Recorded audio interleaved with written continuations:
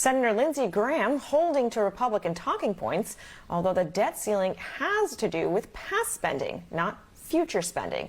Now, the nation's debt ceiling deadline was only delayed today by Mitch McConnell softening his hardline. The question now is what Democrats do next and how this issue interferes with progressive priorities on infrastructure and urgent social issues. If you want to spend this much money, which is an historic amount of money, not on roads and bridges and ports, then you're not going to get any help from me to raise the debt ceiling. You can't have it both ways. You can't deal us out when it comes to spending and ask us to help you have a blank check for future spending. Not going to happen. Our guest is Mark Harris. He's an economist, a law professor, and managing partner of the Ben Crump law firm. Welcome back, Mark. When you hear Senator Lindsey Graham talk about this is not how things get done, what's your reaction? Well, unfortunately, first of all, let me say it's good to be back with you. Thank you for having me. Unfortunately, it is the way things have been done. The Democrats and Republicans on a partisan basis tend to go back and forth, play tug of war when it comes to these matters. The American people are the ones who suffer. He is right about one thing. The debt ceiling pertains to existing debt, not future debt. It doesn't pertain to spending. And so I hope that your viewers will focus on what the debt ceiling really pertains to, and that's all the money that the country owes up to this moment. And Mark, to that point, the Democrats have been stating that all along, that this is for the past. What really the Republicans created during the Trump administration, it's reported that they raised a lot of money and have to pay for it, $8 trillion, because of the tax code that they implemented, the new tax plan. And so this is the debt ceiling being raised to take care of those bills.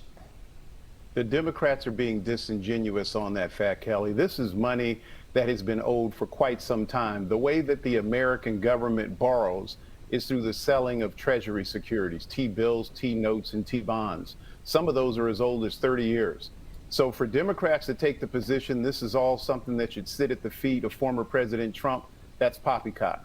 The reality is some of these debts extend many years back. Both Democrats and Republicans should be about the solution because they clearly were part of the problem.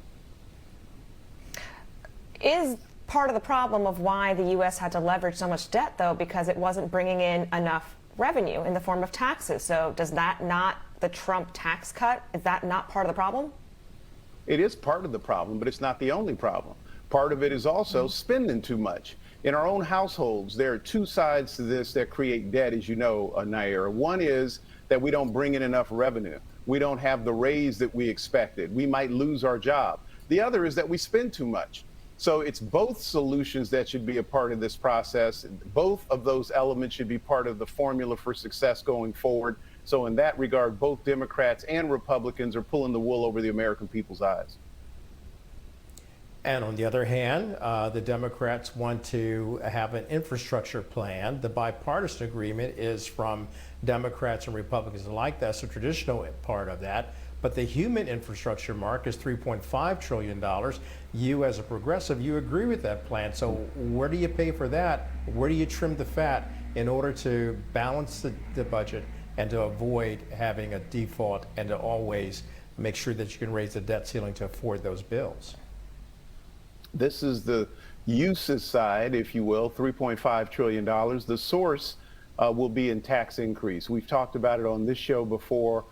There is a plan put forward, which I agree with, to tax the wealthy among us at a higher level, to make changes to the capital gains tax, and to also re-evaluate the reduction that came under the Trump era of the corporate tax. All three of those should be increased. I support that.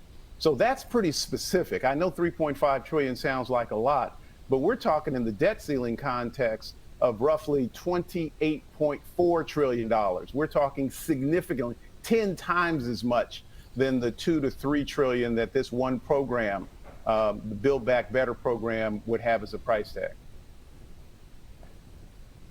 And Mark, when we look at the numbers and we look at the spending, it's never been a question about how much money the military is going to get. So why is this a question now about whether or not to raise the debt limit and whether or not to pay for things like critical care infrastructure? Great question. I mean, we're at a point where we're seeing so many results of this log jam that Washington, D.C. has become. It's shameful. I've been in and out of Washington, D.C. for many, many years. And this is the worst I've ever seen it in terms of partisanship and bickering. For Lindsey Graham and Republicans to say we're not going to help the Democrats. It's not about helping the Democrats. It's about helping the country. At some point, I think that President Biden needs to do what it is he was elected to do, and that's make a decision. He could, theoretically at least, cure the debt ceiling problem with the sign of his signature, with the waving of his pen. Another way to do it, of course, is through the reconciliation process. The Democrats don't want to be exposed as being the only ones in the party that is voting for lifting the debt ceiling. They want some Republicans to give them political cover. But this isn't the time for that. This is the time to come together and to do the right thing. So you've mentioned it and alluded to the solution. Where is the solution then in terms of both parties attempting to come together to do the right thing, as you stated, for the American people? One of the things it's not is to try to use the fourth section of the 14th Amendment, which talks about the guaranteeing of American debt.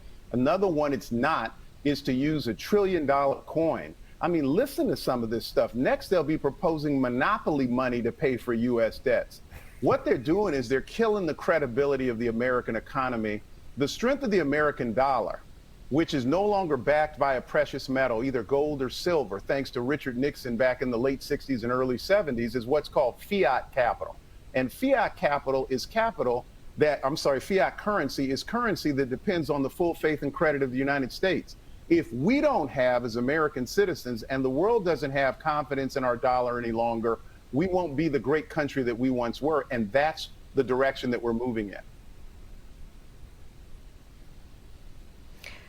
Mark, when we hear about an infrastructure bill that's paid for, that means it's being paid for by an increase in taxes.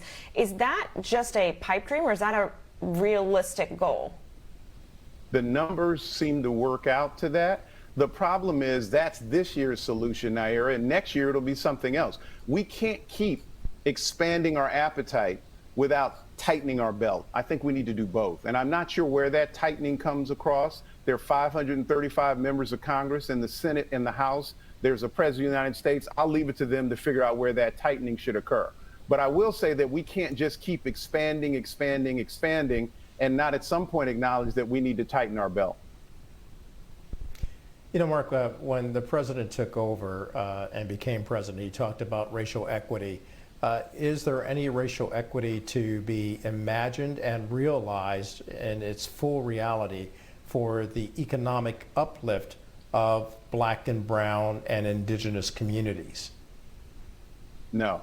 I mean, the sad thing about it is, while some of the policies and programs that would be part of this $3.5 trillion program, the so-called soft infrastructure, would benefit the African American, the Latinx, and other communities, we're at the bottom of the barrel. I think one of the reasons why the Republicans are so much in favor of the hard infrastructure is because they'll be the beneficiaries of countless contracts in the range of billions of dollars. There aren't any Black and brown companies that will be benefiting at that level by any means.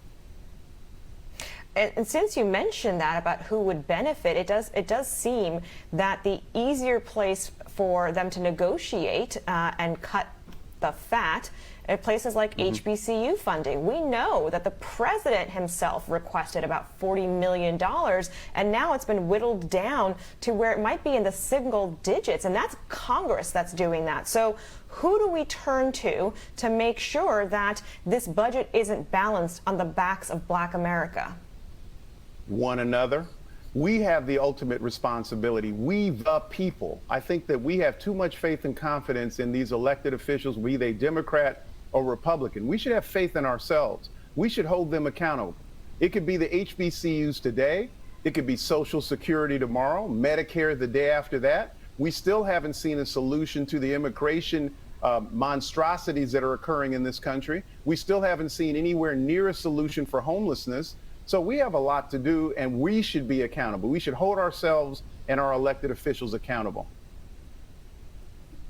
Mark, it's good to talk to you as always, and good to hear your perspective, which is so refreshing and enlightening at the same time. Mark Harris, thanks for joining us today.